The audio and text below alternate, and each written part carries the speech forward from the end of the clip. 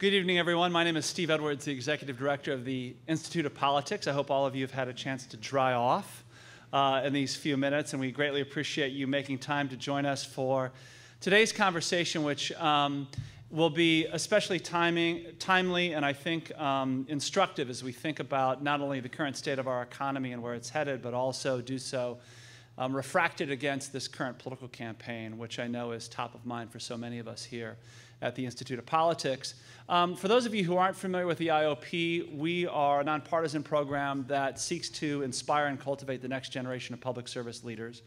We do programs like this throughout the year. We're nearing the end of our programmatic year as we come to the close of this academic year.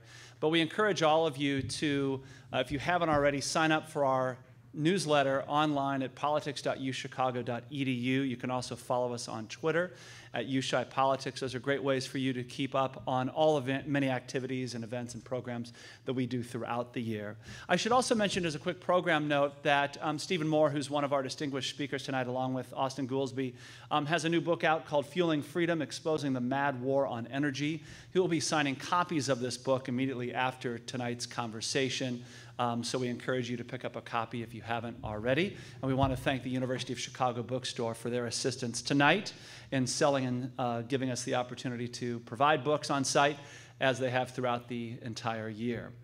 So without further ado, I'm going to step aside and turn the microphone over to Jenny Kerouac to get us started officially and to introduce our guest tonight. Jenny is a fourth year in the college, soon to be graduating, majoring in law, letters, and society. She hails from the Bronx, has been our intern at the IOP, covering communications for us for the last 2 years, so we're very sad to see her go. She's going off to much greener pasture. She's going to be a communications intern for the White House this summer, so please join me in congratulating her and welcoming her to the podium. Jenny?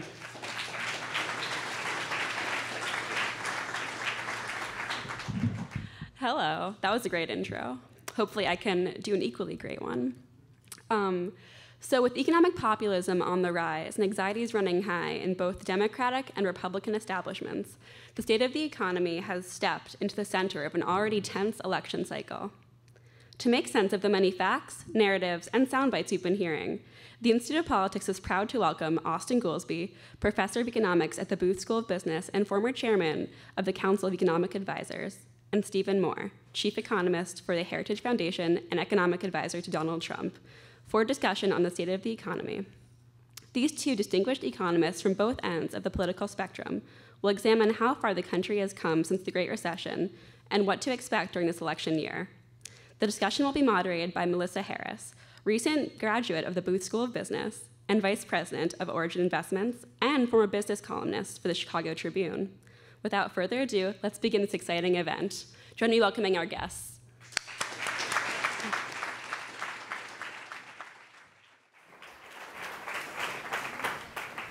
Thanks so much for being here. I'm honored to be here with these two guys, and we're going to start off with a slogan that everyone has heard of that I just learned today. Donald Trump actually trademarked, and everybody's heard it. It's "Make America Great Again," and that implies that right now America, economically is A, not great, and B, that a single individual through kind of sheer personality can turn the ship and can right the ship around.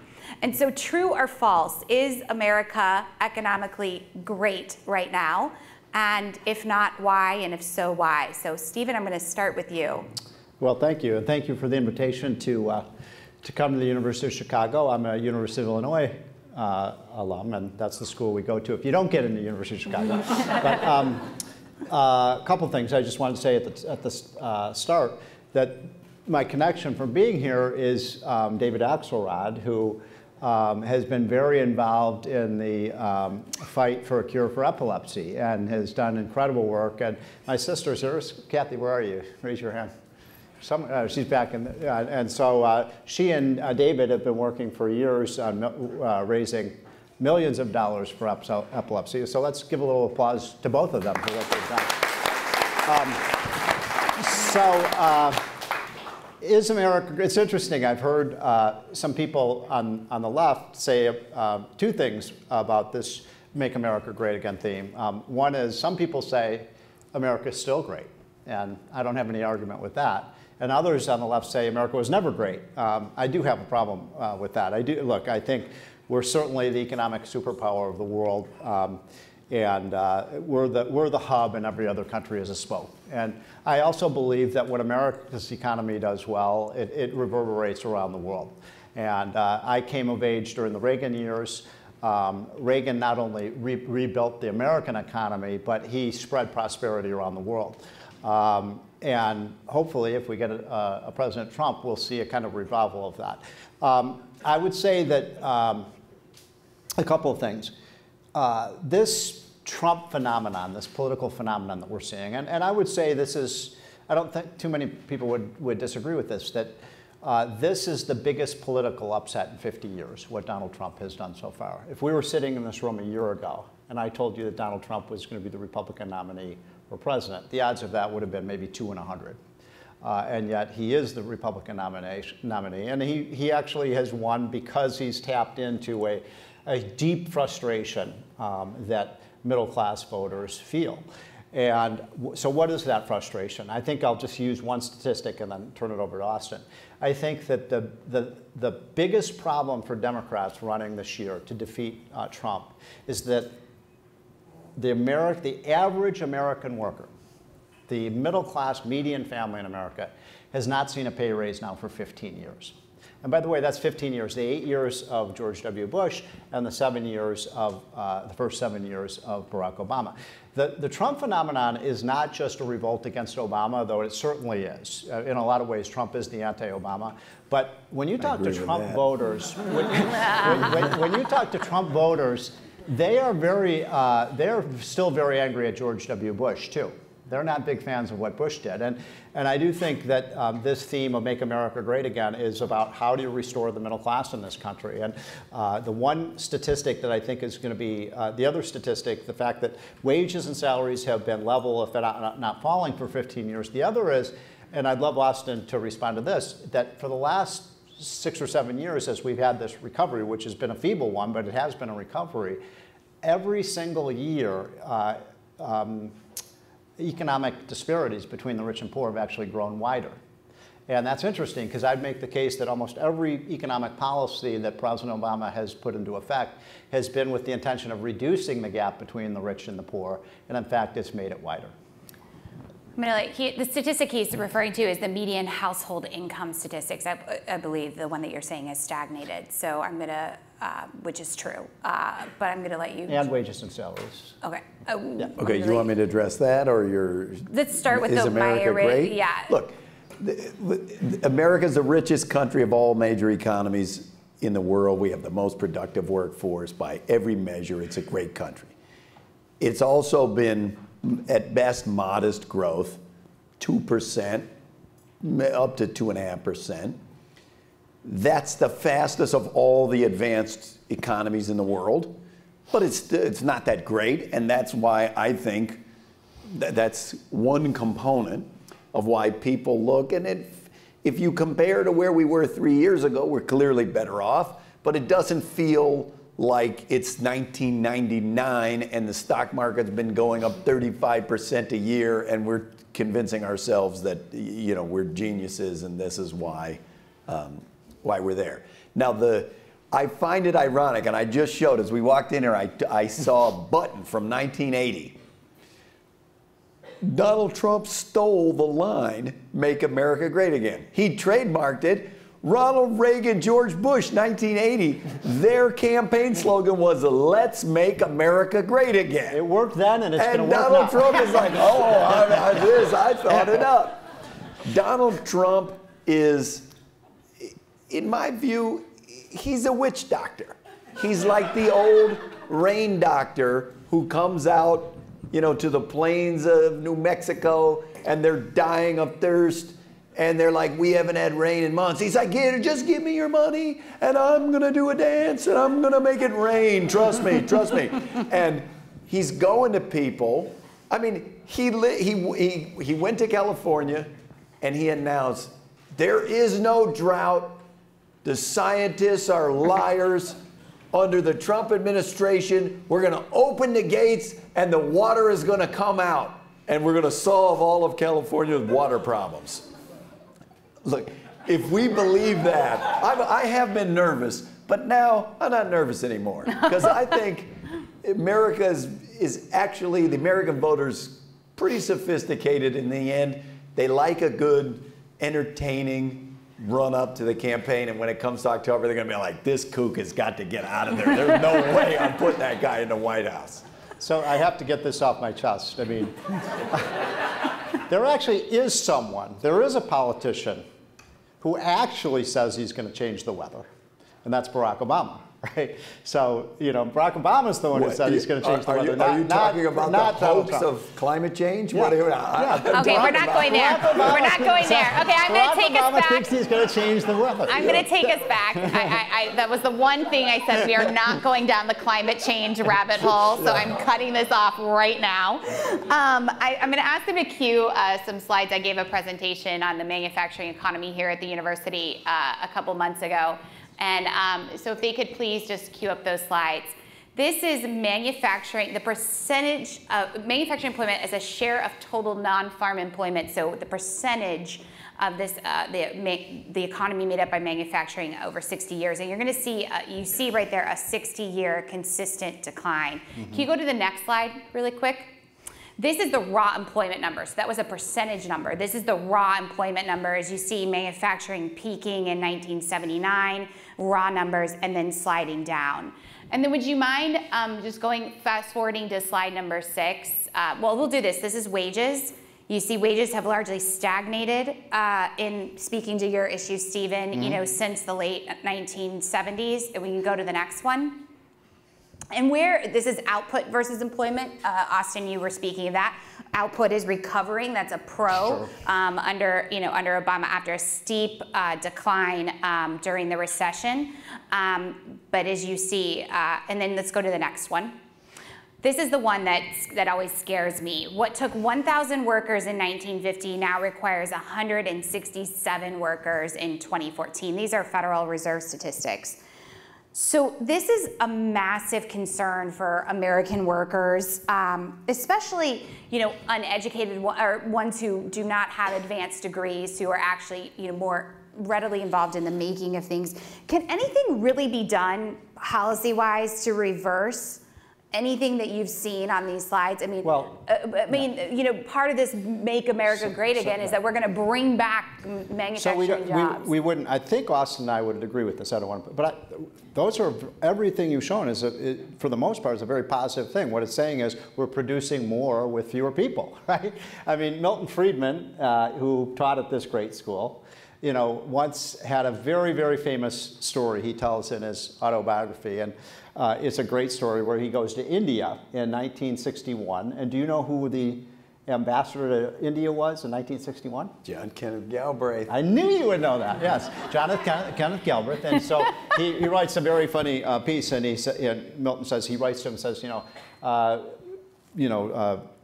John, I'm going to be in India, and I'd love to visit you when I'm there. And John Kenneth Galbraith writes this note back, says, Milton, you know, as you know, I don't agree with any of your policies, but I don't see any country where you could do less harm than in India, which is a great line by Friedman. But anyway, so Milton goes out to a huge public works project. They're building a huge ditch.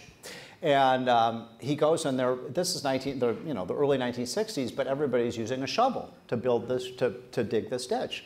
And so Milton Friedman says, "What is going on here?" He said, "You know, you bring 4 or 5 tractors, and you can build this ditch, 5 times faster, and with 1/10 as many people working on this ditch than you have now. The canal that you're building."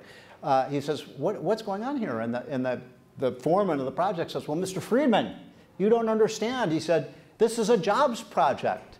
And Milton Friedman says, "Well, oh, I'm sorry, I thought you were trying to build a canal." He said, "If it's jobs you want, then take away these workers' shovels and give them spoons." And the point is, what you want is productivity.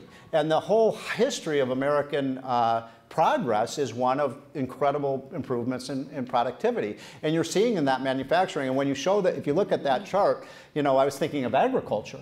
You go back 100 years ago, and I think the number is about 30% of Americans were in agriculture.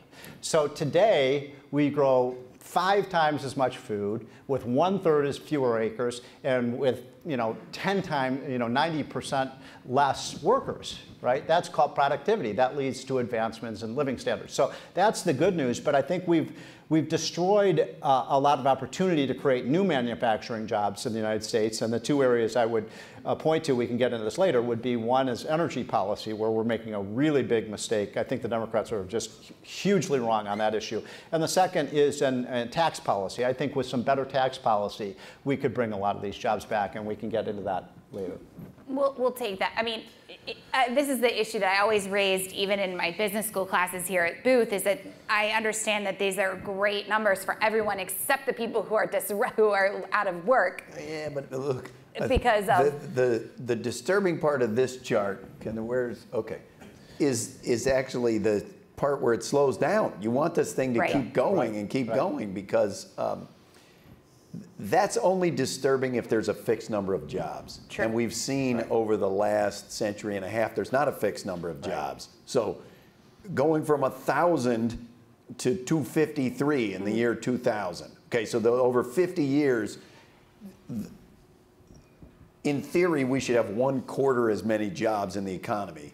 In fact, we added jobs in the economy by a lot because we just kept expanding output. But we added different kinds of jobs. So if you go back to the service jobs remember, versus the unemployment rate is 5%. Okay, so we're arguing about wages, and we wanted wages growth to be higher, but fundamentally, there hasn't been a trend toward 100% unemployment. And everybody who's afraid, like, oh God, the robots are going to replace us all.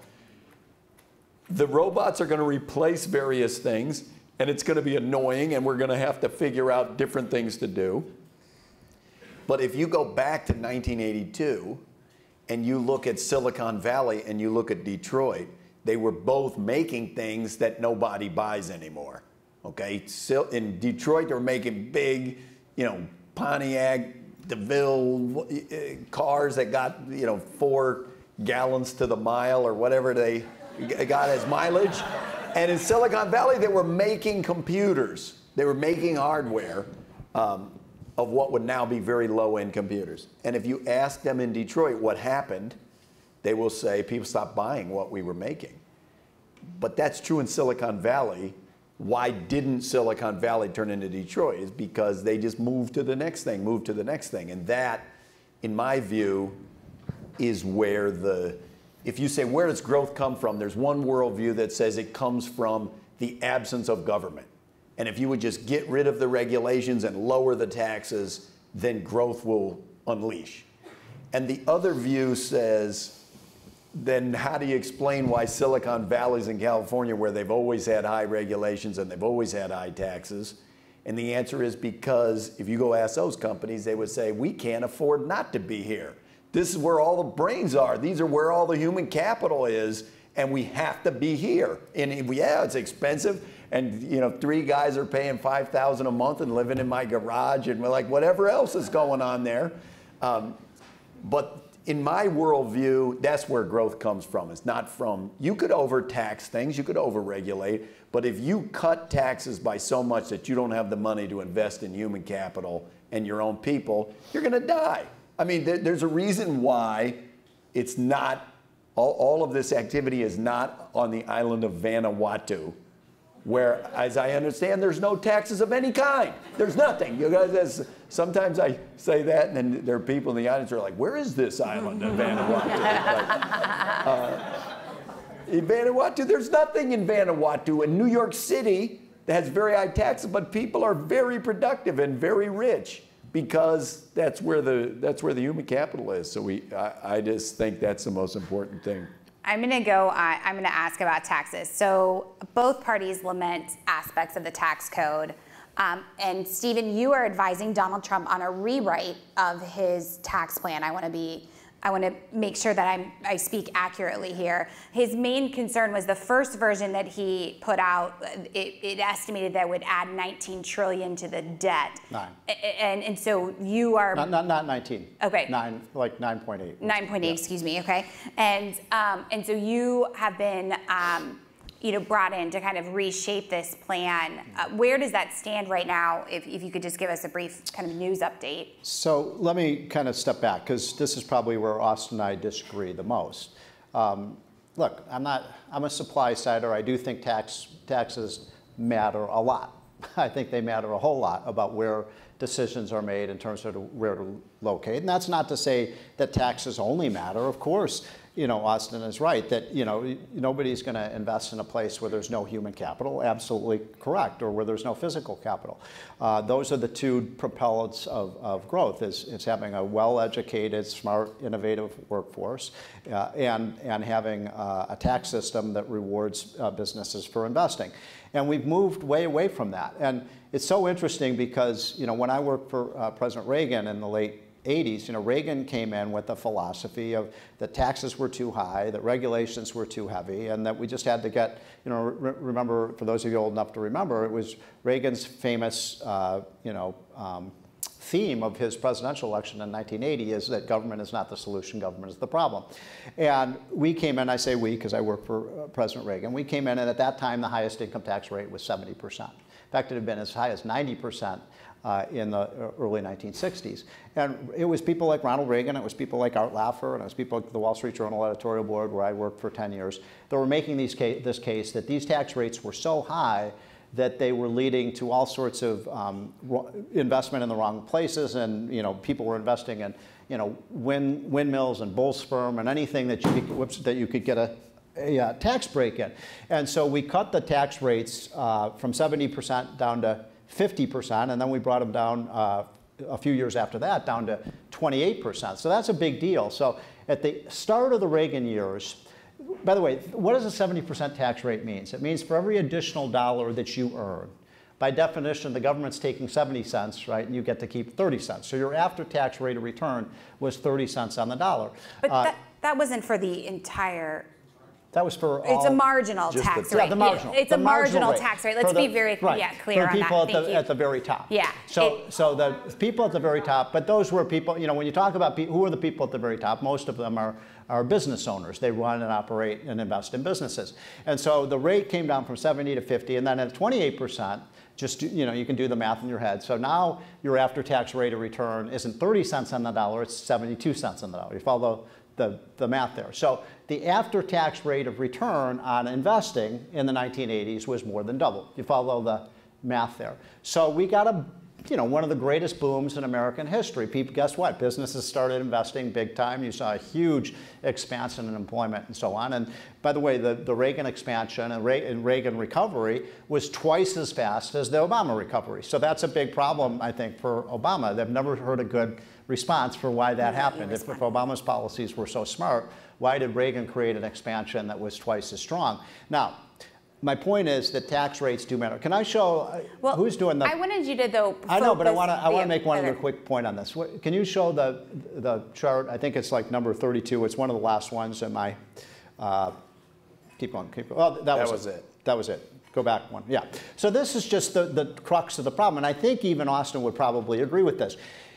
If you look at the black line there, that's the U.S. federal and state tax rate on corporations. And if you go back to the 80s and early 90s, we were actually, you can see, oh, by the way, those red bars, those are the average tax rate that all the countries that we compete with are charging. And so what you're seeing there is that we haven't changed our corporate tax rate for 25 or so years. Look at what the rest of the world is doing, relentlessly, year after year after year after year. They're cutting their corporate tax rate. They're basically practicing Reaganomics, right? They're trying to get their corporate tax rate down as low as possible. Why? So that companies will leave wherever they are and come to their country. And so what I'm saying, the point here is that we used to be below the international average 25 years ago. Now we're way, way above the average. And I think everyone in this room knows it, but it bears repeating. The United States of America has the highest corporate tax rate statutorily in the world. That doesn't work anymore. So I'll make three fast points. Yeah. The first is, when I heard that Steve Moore was going to revise the Trump tax plan, I thought, like, the singing contest, and the person comes in and you award first prize to the second singer, after hearing the first singer. Before you've ever even heard the second singer, you just declare them the winner because the first one was so bad that you just say, there's no way it could be worse than that. Just go look. We're the most independent-minded voters on earth. Just go read the original Donald Trump tax plan. If you want to see crazy, you'll know crazy. Okay? The Bush tax cuts that we argued about were about $2.5 trillion tax cut over 10 years. And we said, and I believe the country could not afford it. It was irresponsible. We shouldn't have done that. This was $10 trillion. This is 4 times bigger than anything George Bush did, which at that time was the biggest high-income tax cut ever. So I will be interested to see the new tax plan, but I'm not holding my breath. Number 2, on this corporate tax rate, remember that every person who says that they simply want the U.S. system to look more like every other country's system, they only mean that on this particular tax rate. Right. So all of the countries in Europe that have lower statutory corporate tax rates than the U.S. have 20+% VATs and have income tax rates well above the U.S. rates. So what they did is they went and taxed people to pay for giving those corporate cuts. Okay, I would understand that, but if someone proposed to the Republicans that are advocating cutting the U.S. corporate rate, okay, let's replace it with a 20% VAT so that we can be internationally competitive. I think what you'd hear is, that's crazy. If you start taxing U.S. consumers in that way, you'll wreck the economy. The third thing I will say about this graph is, and I'm not telling you what you don't already know, this is a very misleading graph because that's the rate on the books. That's not the rate that we pay.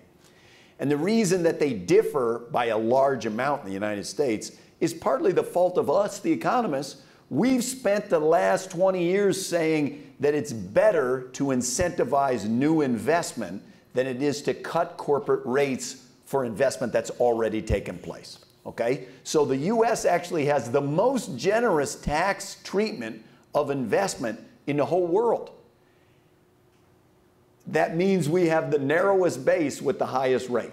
By investment, do you mean the capital gains rate? Or no, what, no, I mean like R&D, depreciation allowances, R&D credit. If you borrow money, it's tax-free, so there's no rate. So the thing is, if you look at the actual taxes paid, the U.S. is no higher than average, and the corporate profits as a share of GDP are at record levels, and they've grown over this time. You would think that if they cared a lot about the corporate tax rate, they would not be reporting lots of profits. Well, wait a minute. We know they do, right? We know the companies do. How many of you have heard of the term corporate inversion?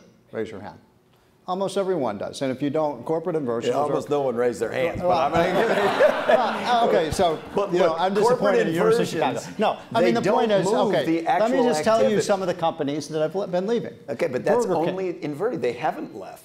They don't move the activity anywhere else. They just say, I'm from Bermuda. Yeah, but why are they doing that? Why are they? So Burger King, Medtronic, Walgreens is talking about leaving. Pfizer wants to leave. Major American companies are leaving. And they aren't leaving. Yeah, they're renouncing their U.S. citizenship. And they're going they're to putting on a little mustache and saying, why are they doing that? I'm no longer American. Exactly. That's exactly right. So they're going to pay taxes in Canada and Ireland, and they're going to pay taxes in Canada, Ireland, China, India, all these other countries, and not the U.S. And they're telling us, it's not like, gee, I wonder why these companies are leaving. They're telling us why they're leaving, because the rate is so high. They aren't telling us that they want to leave, because if they wanted to leave, they wouldn't be putting their factories in the United States. Well, and inversions have nothing to do with where their work is. These are companies, they're moving their headquarters and they're moving jobs out of the United States. They aren't moving jobs out of the United States. Yes, they are, and we know they are, and we know they are.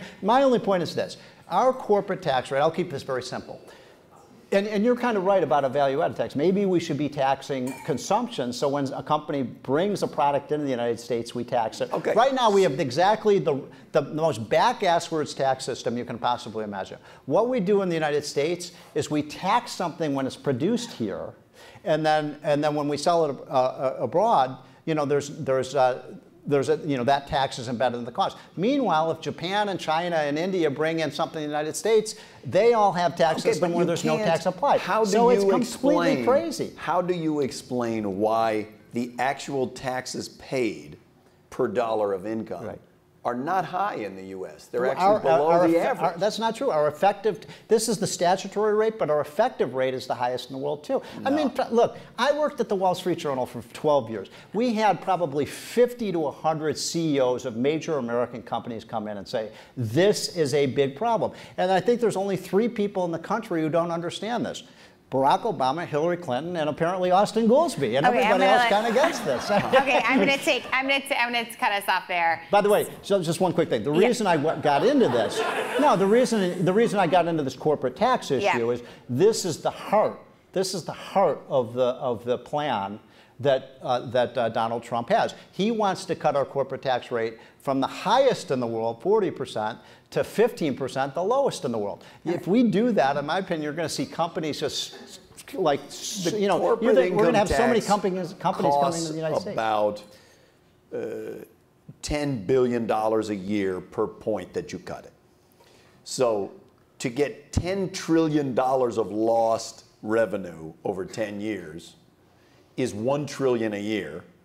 Cutting the corporate rate is $100 billion a year. So there's no sense in which that can be the heart of the program. We're going to raise revenues. Okay. We are. We're going to get so many companies coming in the United States. It's just going to be like the 80s. Say we are going to grow magic beanstalk beans that lift us to the highest level. If we have the lowest corporate tax rate in the world, companies will want to come to the United States. Donald Trump's tax plan is not this. That's not the heart of the plan. It is the heart of the plan. It's losing $900 billion per year somewhere else besides this. Well, we're gonna make some changes on that. But the other thing is, wait. That was the number. And by the way, I did my research today. I swear it was 19 trillion. You're attacking Donald Trump's plan as like the ugliest girl at the dance. Look, there's two candidates who have 2 crazy tax plans. Hillary Clinton and Bernie Sanders. And Bernie Sanders is really, here we are in the year 2016, and Bernie Sanders is talking about 70 and 80% tax rates. I mean, that is craziness. Have we not learned anything in the last 30 years? I mean, if we had a 70 or 80% tax rate, we wouldn't have a business left in America, because the difference between today and 25 years ago is we live in a global economy. We can't possibly sustain a tax rate that high. Okay, I will say. Do you agree with that? I'm not for 80% tax rate. See, we've got some agreement here. Okay. So I want to go to a topic that affects many of the people in the room, which is education. Speaking of Bernie Sanders, the college for free mantra. I was surprised to learn as I was preparing for today that student loan debt in this country far exceeds credit card debt, which I did not, and by nearly double. Which I was stunned. I was looking at a Wall Street Journal story saying that can't be right, and double checking the numbers. And then the most recent report was that more than 40% of folks who were paying student loans as of January were in fact in default or weren't making payments or delaying in arrears. So, this should cut, right into your home. I don't think that your colleagues would be very happy if you sat here and said, we should, cut all of our salaries here at the University of Chicago in order to reduce the cost of higher education. But how can we tame the rising cost of higher education while kind of maintaining the quality of what is a best-in-class system, I think, around the world? Well, I would highlight a couple of things about this student debt statistic, and then one phrase that people use that I don't think makes any sense. The phrase people use, you'll hear people say, student debt is the next bubble. Is student debt the next, is that the next housing bubble? Is that the next whatever? What happened with housing, what made it a bubble is it's going up, up, up, and then something pops. I think when they say bubble, they just mean, is something bad about to happen? That's different from a bubble, okay? So in housing, it was a heavily leveraged thing. Your house, you borrowed a bunch of money, you bought a house for $200,000, you had $180,000 of debt, so when the value of the house goes down to $160,000 and you have 180,000 of debt on a 160,000 house, you're insolvent, you got problems. Right. That thing blows up. With human capital, it's fundamentally not like that. Okay, so the average amount of student debt for a student that has debt is, I think, $21,000, which is a significant amount. But the average wage, the average salary, I should say, not wage, the average salary of someone with a college degree is $15,000 higher every year for the rest of their lives. So it's the bumper sticker, if you think education's expensive, try ignorance, is not wrong. I think it highlights what has been the major, two tenets of the problem are, one, people who start college and do not complete college. So they do not get the salary bonus of having the degree, but they accumulate a bunch of the student debt. And the economists and others have been arguing for some time, why is that? Why do we have the highest enrollment rate in the world to college, but also by far the highest dropout rate? And you could say it's because either our K through 12 preparation is not good enough, or it's too expensive, and so people can't complete. And then the second is a shockingly large amount of the debt crisis, that is, the people who are in default, in arrears, et cetera, are concentrated in really not traditional sectors. For-profit education, and we got in a big fight about gainful employment rules, and should you have to be able to expect to make back enough money to repay your debts in order to qualify for the debts to begin with. And there are programs like cooking programs where they charge $30,000 a year, and the unemployment rate is like 50%, and if you get a job, the pay is $20,000 a year. A shocking fraction of the student debt crisis is in a small number of programs. So I kind of think that's what the private institutions whose headlines tuition rises faster than inflation is really not the root of this student debt problem, I don't think. I want to do one for you, Stephen, to wrap up on an issue that I'm curious whether the two of you agree. I thought we'd end my part on maybe an area of agreement. And I wanted to do that on trade. Wait, can I say something about that? Oh, yes, I'm sorry. So, because I disagree pretty strongly with most of what Austan said. First of all, I think this is a gargantuan crisis. I think it's an outrage. I think the biggest scam in America, and there are a lot of scams in America, is how much universities and colleges charge our middle-class families. It is, and I know I shouldn't say this at a university, or maybe many of you in this room are employed by universities, but it is an incredible scam. And you know, I'm not sure I buy into this idea. But when Austan, you say that, more than 50% of the students are at community college, where the tuition's $2,000 to $4,000. Well, I'm talking about, so I'll give you an example. And more than 50% of the non-community colleges actually, you know what? I'm a big fan of community colleges. Okay. I think community colleges are pretty good. I mean, you know, it's interesting. I mean, I'm writing this book now about how to put America back to work with a guy by the name of Bob Funk. He's the biggest employer in the country. He employs 600,000 people a year. He runs a temporary job service. And his basic thing is, I'm going to say something positive, believe it or not, about the Obama economy. If you have a useful skill, if you know how to do anything, you can find a job tomorrow. The problem is, and I hope I'm not offending anybody here in this room, but what he tells me is, like, I can find a job with anybody with an employable skill. I can't find a job for somebody with a sociology degree, a psychology degree, or an ethnic studies degree. We're spending all of this money on these kids for getting degrees that are not worthwhile, that don't prepare you in any way for the new economy. And I would say this, my son just graduated a couple years ago from Northwestern. Northwestern, all in, I don't know what you pay here at University of Chicago, room, board, and tuition, $60,000 a year. 60, I mean, that's thievery, that's stealing.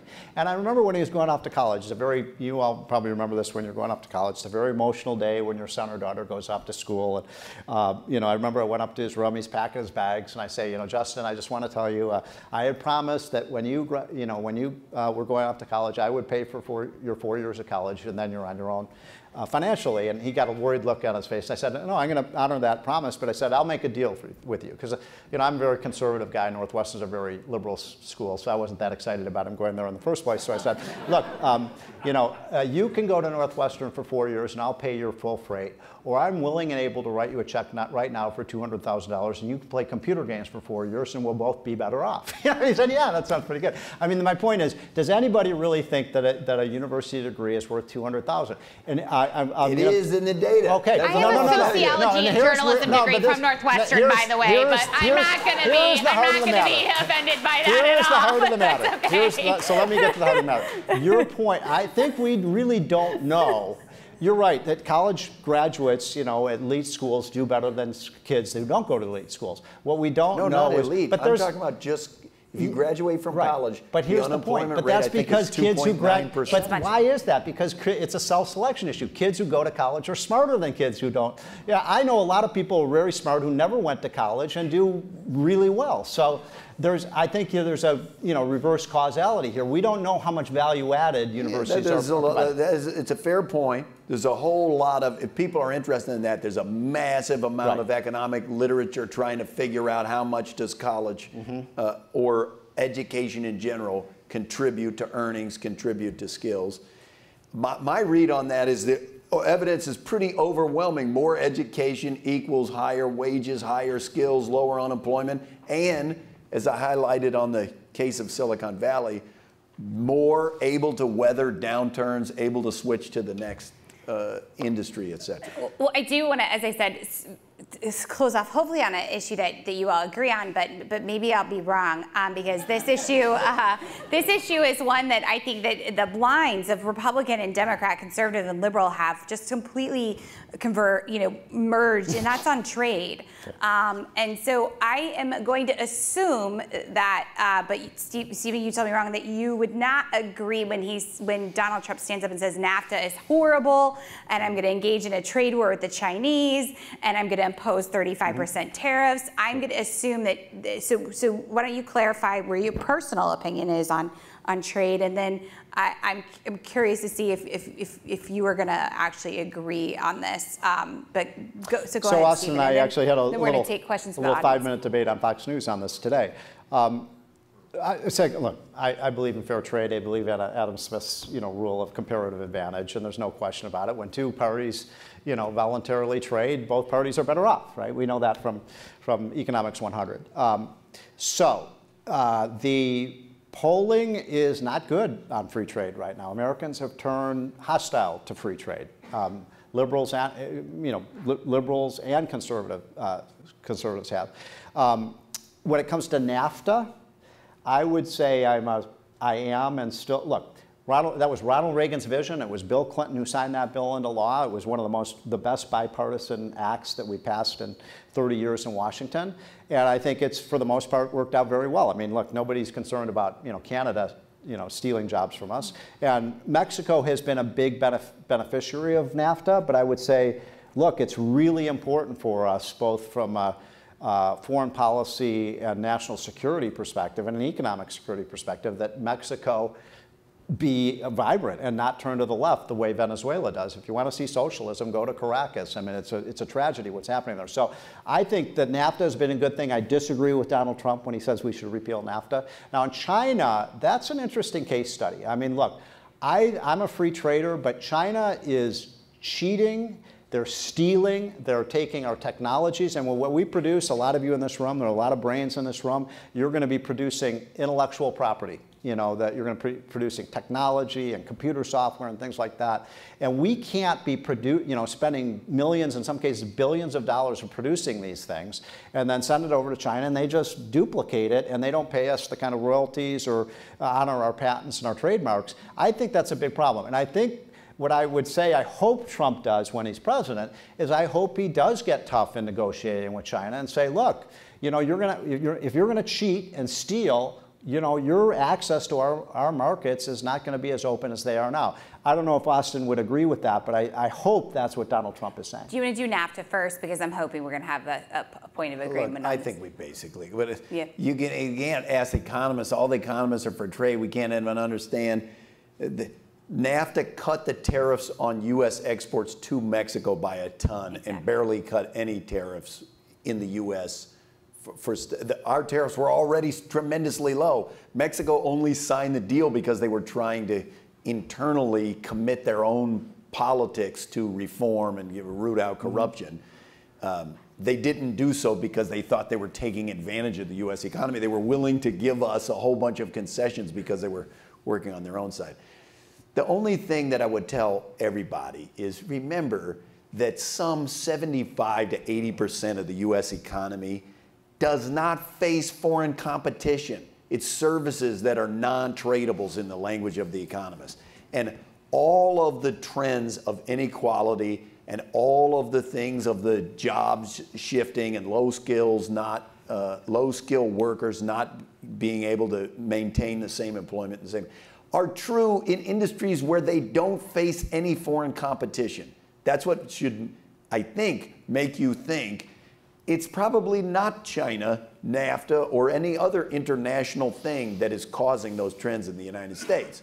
It's technology, the demand for skills, and the evolution of productivity that are driving that, in my opinion. So why doesn't Hillary? I mean, Hillary has been very lukewarm on the Asia. Do you support the Asia deal? Look, I support the Trans-Pacific Partnership. Hillary's been the most in favor of the TPP. How Donald Trump got away with condemning the TPP for saying it was incredibly stupid and we were a giveaway to China, and China's not even in it. The TPP. It's not like it We do wasn't not. signed We do with not China. have. We do not have a free trade. We do not have a trade agreement with China. Exactly. So. Any trade agreement with China, like which many people don't realize. I was stressed out by this, but now I'm totally zen. It's going to be fine. They're going to be like, no, it was this fun. He's like a guy with a Halloween mask on, scaring everybody. Let's get some audience questions. It's kind of funny, and then you say, get out. Let's get some audience questions. If you want to step up to the mic in the center. Someone has to have some courage. Go ahead. I'm an old guy in the room. Right?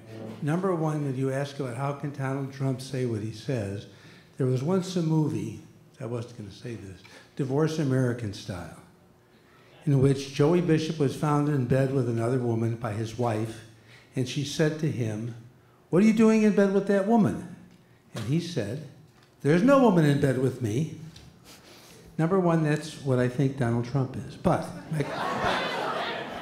having said that, if taxes matter so much, which is what you said, I have a few questions, but I'll be quick with them. Why has our economy grown so much when taxes have been so high? So maybe it's not taxes. Wait, when? When did we grow so much? Well, how about in 1945? How about when it was 90% and our economy grew? It's because countries that aren't particularly well developed grow more quickly because there's not there. Our base is so much higher that a 2 or 3% growth in our tax, in our rate, is like maybe 50% someplace else. We can't grow as fast because we don't have enough left. But let me get to my question. Yes.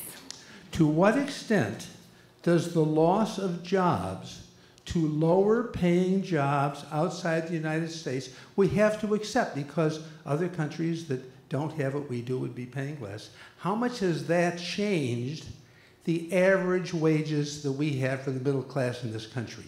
We have lost higher paying jobs someplace else, and so now we've got people here who are earning less. And my last one is, Walter Reuther once said to the president of General Motors, when the president of General Motors said, look at this wonderful automobile plant, there's no one here. All the people are making the cars are being made automatically.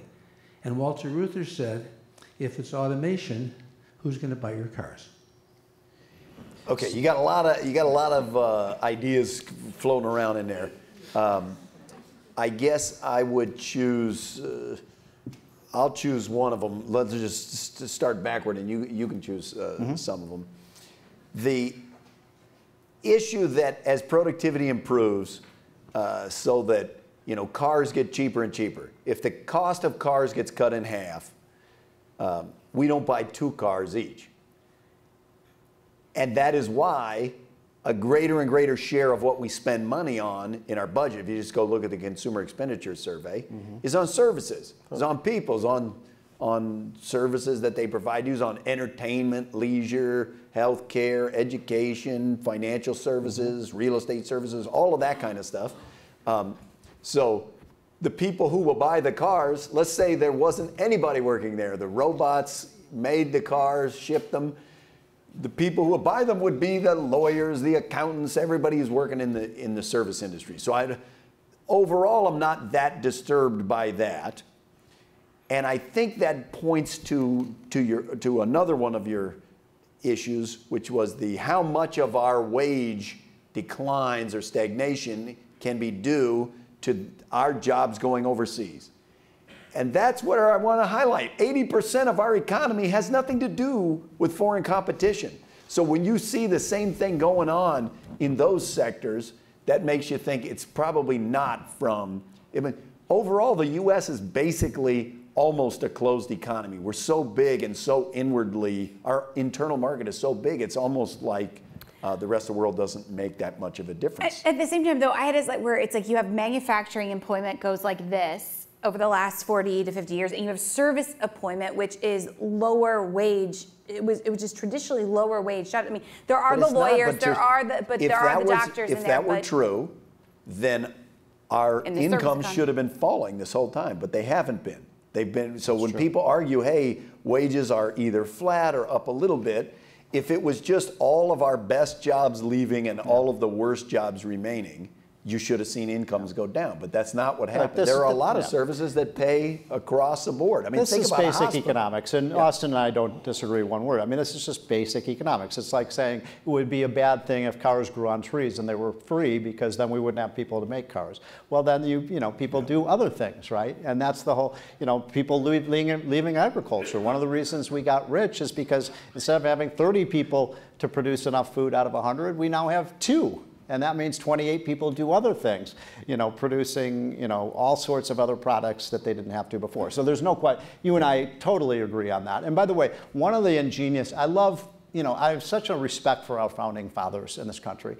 And we set up this ingenious system in America that is 50 states, and I travel as you do, Austan, all across this great country of ours. And every state is different. I mean, it's just this, I was saying I was in Oklahoma last weekend, and Oklahomans are so different from people in Massachusetts or California. My point is, what our founding fathers set up was a 50-state free trade zone, right? Where you could, this is the Interstate Commerce Clause, where you could, one state couldn't impose tariffs on another state's goods and products. And that has created this incredible, it's one of the reasons America has become the richest and greatest and most powerful nation in the world.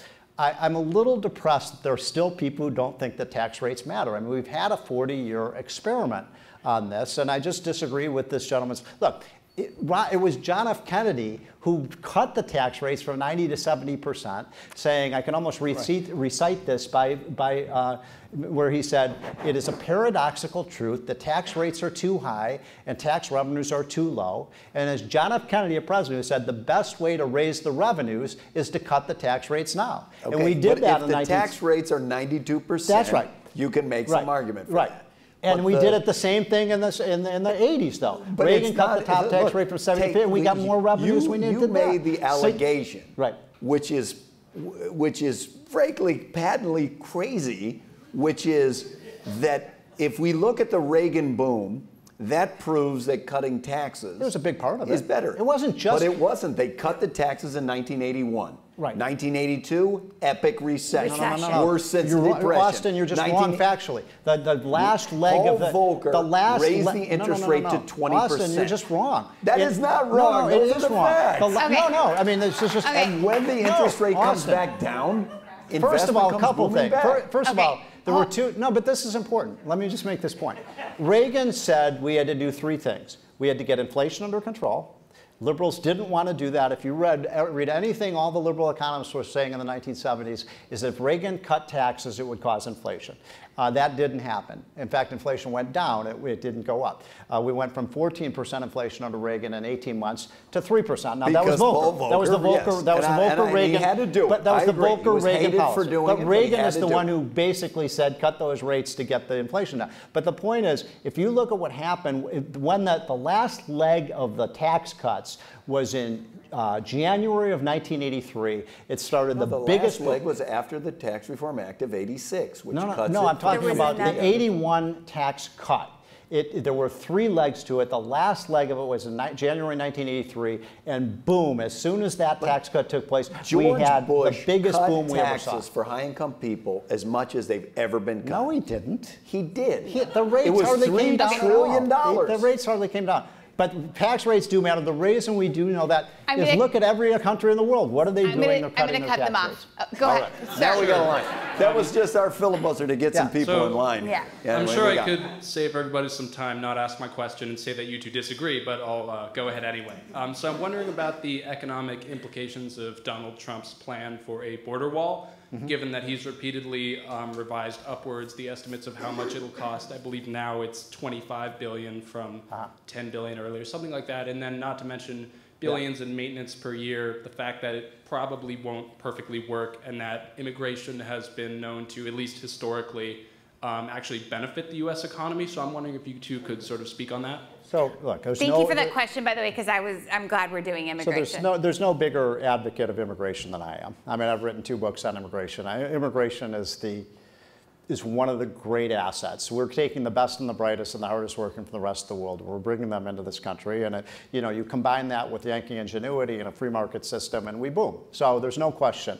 Now, on this question, so I am in favor of immigration. Anybody wants to come here and work, I'm in favor of it. If somebody comes in here and goes on welfare, we should send them back. No welfare, but work, yes, if you want to be a productive citizen. And that was our policy, by the way, for 100 years. If you're going to be a public charge, we weren't going to let you in. If you had a disease, we weren't going to let you in. But if you wanted to come and share our freedoms and our economic opportunities, hell yes, we wanted you to come. And you're right, it's been a formula for success.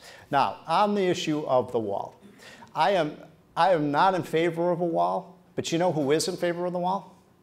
Americans are. The American people want a wall. They've said it especially Republican voters do. And this is one of the reasons Trump did so well in the primaries, is because Republicans have said for 20 years, we're going to build this wall. And they get elected, and guess what? They don't do anything about it. And illegal immigration has been a problem now for 20 years. Neither party has dealt with it. And to me, the wall is almost a kind of symbol. It's a symbol that Washington is going to do something seriously about illegal immigration. And as one of the biggest advocates of immigration, I've come to the conclusion that until we get, using the wall as a metaphor, some kind of policy that controls illegal immigration, I worry that the public support for legal immigrants is going to be worn very thin. So, and by the way, people say, oh, it's going to cost $25 billion. People would say to Trump, you can't build a wall. How are you going to build a wall? It's like, I built 500 sky-rise apartments. How hard can it be to build a wall? This idea that we can't do it is crazy, right? We can do it if we have the will to do it. And I'm not in favor of a wall, but sure we can do it, and it shouldn't cost $25 billion to cost a wall. I would say Stephen has established his bona fides on immigration. There's no doubt about that. The fact that some 40% of the illegal immigrants in the United States arrived via airplane suggests that a wall is done. No, that's true. That's true. I agree with you. I agree. Second, the fact that net immigration from Mexico was actually less than zero under for Obama, 2 years. because the economy was so horrible. Well, so we had the worst recession of our lifetime. Yeah. People leave, so if we want, but they're still worked up, and the Republicans are like, we got to get them out of this. They're leaving. No, we'll put up a wall. It's like, but the wall will keep them in. Isn't that the opposite of what you wanted? I mean, and like the wall is bonkers. So what do we do? It's a symbol of like how dumb we are to be thinking that we want to build this wall. So what do we do about illegal immigration? I think first, let's acknowledge those times when illegal immigration is going down. Okay, so you're right. If you're seeing illegal immigration go down, I don't think that should rise into our top 5. But it has. Challenges. But it has. I think it's you may not think among, it should, but it sure has. Among Republican primary voters, huge. I agree. It's number huge. 1 or 2. And a lot of Democratic voters too are concerned about illegal immigrants taking their jobs. I think wrongly, but that is how a lot of Americans think today. Irrational and to just fear. say, look, I'm just saying, to say, you still haven't said what we do about it. And to say we're not going to do anything about illegal immigration, I think is not a solution. I mean, we're supposed to be coming up with solutions to problems here, and this is what makes Americans so angry. Okay, but their option A is the creating legal path to immigration. I'm in favor of that, absolutely. The path B is the build a wall, commence deportation of 11 million people. You know, these are the two. So one style is disparaged by the other as amnesty. You're trying to make it that will encourage more people to come. The other is we're going to try to make it so bad that we're going to discourage them from coming. My read of the evidence is, as the questioner said, on net it's been a huge positive. Probably. And so I think that the things we do on illegal immigration ought to be more in the style of how do we find productive people who want to contribute to society and find a way to let them stay. That's my own view. Okay, let's go to the microphone. Thank you for this. Well, people are talking about inequality, very recent, very hot debate. And a couple months ago, Paul Graham and Ezra Klein had this debate on inequality. Basically, what they were saying is there are two kinds of inequality. One is startup inequality, so people have great ideas, they become rich, like Steve Jobs or Bill Gates, for example. And another inequality is corporate management inequality. We have banking industry and huge corporation. Their managers are just paid too high. And I was just wondering if you think this distinction is worth to make. And what was the first one? The entrepreneurial-driven inequality, like a Steve Jobs, or a Bill Gates. And corporate management. Versus like corporate or institutional inequality. And either of you, for example, in future become Secretary of Treasury, would you do something to deal with that? Thank you. Look, my view of that, it's interesting. I hadn't seen that distinction between the corporate managers and the starting your own. I think the fact that you've seen a dramatic rise in inequality based on skills since the 1970s suggests that there are at least some really major factors going on besides corporate power and besides entrepreneurialism. Okay, so if you just look within an industry at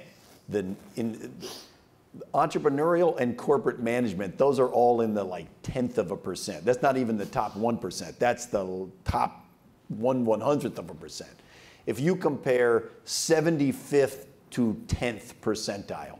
So those are just ordinary workers, both of which are kind of in the broad middle class. You see a huge rise of inequality in that, which I find hard to reconcile with the corporate versus entrepreneurial. So one just quick thing. Look, I think we obsess way too much with the inequality issue, and we're not talking about growth. And in fact, one of the things I think that this election is going to be between two visions. Hillary Clinton's vision, in my opinion, and certainly Bernie Sanders, is redistribute. Change the way we slice up the pie. And what Donald Trump is going to say, no, we're just going to grow the pie. We're going to make it bigger for everyone. That's what Reagan did. That's what JFK did. And it works. It actually worked under, Bill Clinton. We had a boisterous economy, and everybody did better. And that was the case in the 80s, and it was the 60s. But he did raise taxes. What? But he did raise taxes. Yeah, well, he cut the capital gains tax, he balanced the budget, he signed welfare reform. I mean, he was a pretty, if I actually thought that Hillary Clinton would adopt Bill Clinton's policies, I would vote for her. But, you know, I don't think she will. I think she's much more liberal. I would simply point out that's not who you voted for when he was actually I voted for him a second time. Oh, you did? Yeah. Okay. Not his first time. You think I voted for Bob Dole? Go. This will be our last question. Oh, boo. We've enjoyed your talk today, but I think the one topic that everybody hasn't mentioned is this whole 30-year bond rally, which has come to an end. And the point is that that's going to have some impact on the fact that people's pensions aren't going to be able to get the kind of returns that they're used to getting, and that we've kind of pushed all this income for the next couple of generations into this generation. So my comment to you is, number one, can you talk about how we get out of this low interest rate environment so the pensions can live again? And then secondly, how are we going to raise those interest rates when you have a $4.3 trillion balance sheet on the Federal Reserve? Okay, why don't we take a few questions and see if we can answer them as a group, because some of them might overlap or whatever. Okay, that was a great question, though. That's a good one. Okay. As long as I can make my 9:15 flight, I'm fine. Do you? Okay, we have a 9. Wait, out of O'Hare? Yeah. One quick just ask your question and then yeah. And then answer them. Okay, cool. Awesome. Well, I'm supporting Trump. Hey! Yeah. High five. Yeah. Mainly over like political correctness and how it seems to be like an elite Victorian style.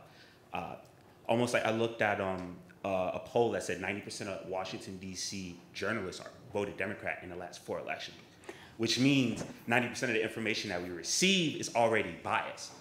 I disagree with a lot of the comments that Trump's make referring to immigration. But there are polls that show like 80% of. What do you like about it? I need a rapid fire question. Question. Do you think if Donald Trump points out, like, for example, within the black community, that the median income has gone down, and he punches that point consistently across mainstream media news networks, that perhaps he can break, within the black community and start to, get past all of the propaganda? You think if he hits on those points consistently that he can? Okay, let's go to the next one. One last. You got interest My question is on the gas tax. Is it justified, and should we raise it or keep it at the same level? Okay, next question. So what was that? Gas tax. Should we raise Next it question. or lower it? My question's on kind of one running theme I think we've heard here is kind of, the growth of inequality in the United States. A lot of that sounds like it's largely from kind of the gap in returns to, unskilled versus skilled labor. And I'm wondering if you have any thoughts or suspicions on where the answer might be to, bringing those unskilled laborers to the point, helping them gain education, the kind of skills they need to become, to get the same returns that skilled laborers are in the future economy. Great, next one. Yeah, my question has to do with your thoughts on how to reduce the terrific debt that we have and the trade debt? The debt. No, the How debt. much The debt. The The federal debt. So that's Okay. kind of related to Okay. And a related issue is lowering taxes doesn't seem to have done it. When Reagan lowered, debt went up. When George W. Bush lowered taxes, debt went up. Yep. So how? Okay, let's go ahead and go.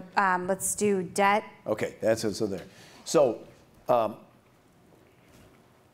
how we get interest rates up when they're too low? In a way, it drive my parents crazy. They're retired, and all their friends. The Fed is killing us. We can't live off the interest of what we have. I see. Yeah. And they don't like it when I say that was the intention of the Fed's policy. The Fed is trying through the price to tell you it doesn't want you to save. It wants you to go spend. So that's what they designed. Now, Ben Bernanke was here. Some of you might have seen it. It was over at the Business School. It was about 3 weeks ago, maybe. And part of his answer was kind of cover his own rear. But it was, I think, accurate, which he says the interest rate is not low because the Fed made it low. The interest rate is low because the conditions in the world have pushed the equilibrium interest rate down to close to nothing. You've had a massive savings glut in a lot of these emerging market countries. They have accumulated massive amounts of reserves. because they went through the last crises and saw if you don't have your own reserves, then you're subject to the whims of the IMF or what have you. And all of that savings glut pushes the interest rate down. I think the only way we do it is once we're back to sustainable growth that's not based on a bubble, in which we've reoriented the economy away from predominantly housing sector, predominantly consumption-driven growth. And when we're back to that kind of normal growth rate, it will be natural to phase out of the balance sheet and raise interest rates. Interestingly, it's kind of the opposite of the debt question, because you would think that if people were nervous about the amount of debt we have, our interest rates would be going up. But actually, that's the opposite. If the world is telling us anything, it's like, we have no problem with you trying to solve your problems. So let me just make a quick point on this. First of all, I'm going to slip you a really good piece of advice. So the bane of my existence, because I travel 2 or 3 days a week, is to get stuck in a middle seat on an airplane. And I'm too old for it. I won't do it anymore. So I figured out finally how to get out of the middle seat. So if you're stuck in the middle seat of an airplane, you turn to the people next to you and you start talking about monetary policy, and it just clears out the whole room. You know? I thought you were going to say start coughing. My trip to the Zika region. All right, so just one quick thing. Look, look, low interest rates are a good thing, not a bad thing. I mean, I'm old enough to remember how many of you remember 20% mortgage interest rates and so on? We don't want to go back to that. Low interest rates lower the cost of borrowing, they lower the cost of capital, so they're a good thing. The only thing I would say is that there is a degree of risk aversion right now. And I think people are, investors who I talk to and businessmen and women, when I was at the Journal, we talked to them once, you know, the people who run our great companies, the men and women, and they'd say the reason they're not investing and there's not this demand for capital is there is a fear out there of businessmen and women, and what they are afraid of, and the reason they're not investing, in my opinion, and they say this, is they're afraid of Washington. I mean, look what they've lived under. They've lived under this ocean of debt, new regulations under Obama, the massive increase, the Obamacare, all of these things have been anti-business, and this is one of the reasons I think Trump will change that. Having a businessman in the White House, I think, will change that kind of culture of fear. One other quick thing. I would, if I were Obama or Hillary Clinton, I've advised Donald Trump, we ought to start issuing 50-year bonds, 50, 75-year bonds, and lock in these 3 or 4% interest rates, because you're going to tell your grandkids there was a time you could get a mortgage for 3.5%. I don't think that's coming back anytime soon. But I very rarely admit I'm wrong. But I've been wrong on interest rates now for 3 straight years. I keep saying they're going to go up, and they keep going down. And the 5-second version on the others. Gas tax, I think, be careful applying to only one type of energy. Taxes on one type of energy when you're not relating it to carbon or whatever. If you just do gas tax and drove everyone into coal, for example, it might do the opposite of what your intentions were. What we need to do for the skills gap, I think it's educate. That's why I started from educate. That's the only thing that in the long run we know actually would work, is raising the skill base.